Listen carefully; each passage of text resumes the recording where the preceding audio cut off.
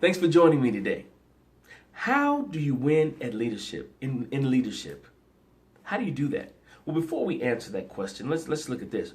Why did you accept your position of leadership or your position of authority? Was it because it was more money? Was that it?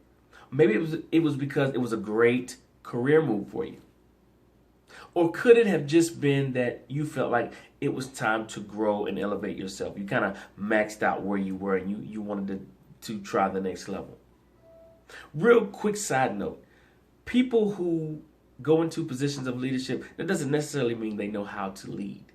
So let's remember that. But getting back, why did you accept that position? Was it the money, a great career move? You felt like it was time to grow or elevate?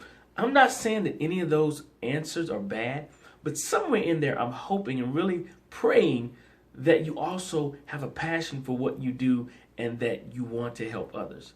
Because in order to win in leadership, those are the things that you'll have to have. A passion for what you do and the want to serve others.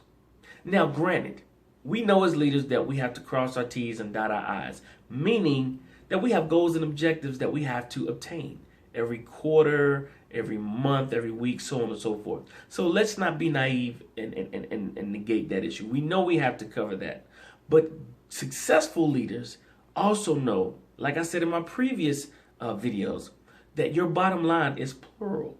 Meaning not only do I have to make sure we meet the goals and objectives, but I also have to make sure that I'm grooming and molding my team into future leaders, because we all know that eventually they're going to outgrow the positions they're in, and they may get the same opportunity that you got to be a leader somewhere else. So we want to make sure that our people are well trained and coached and groomed to be leaders when that time comes.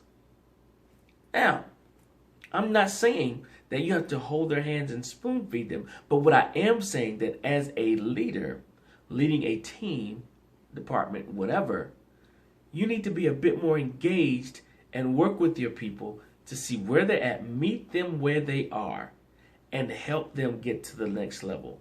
Help them to be better thinkers and better doers.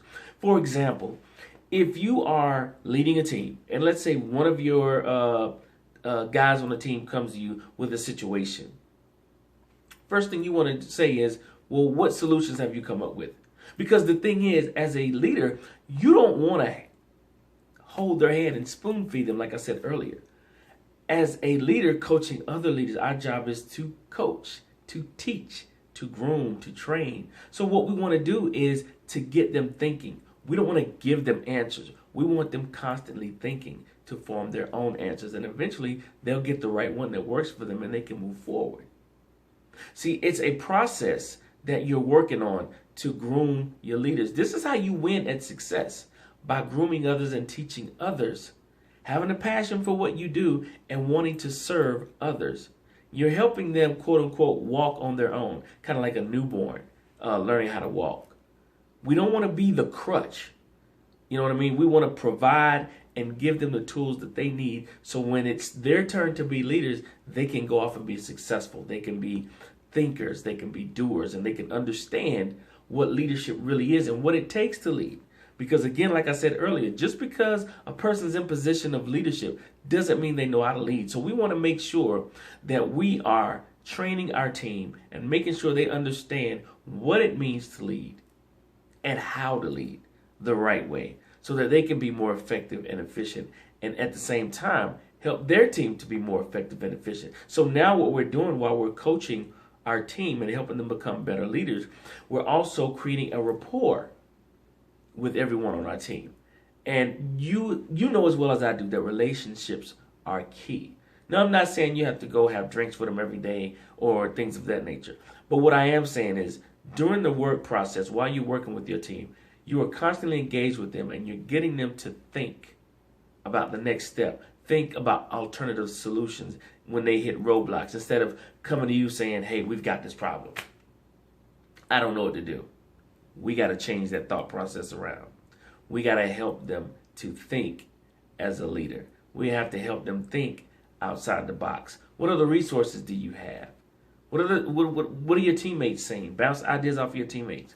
Not to go too far in depth with this example, But again, to win at leadership, you have to have a passion for what you do, and you have to want to serve others. And by serving others, that means people on your team, helping them to understand how to think outside the box, how to get past roadblocks, and still get to the ending point, or obtaining the goal that they're trying to obtain for that day or that week or that month. Okay? How to win at leadership? Have a passion for what you do and have a want to serving others. And I think you'll be just fine. All right? Thank you so much for tuning in, guys. As usual, I appreciate all the views. You guys are tuning in, watching it. I'm really hoping that you guys are getting something out of this that can help you in your leadership. Maybe it can tweak it, refine it, and help you be the leader that people want to follow, because that's what I'm about. All right?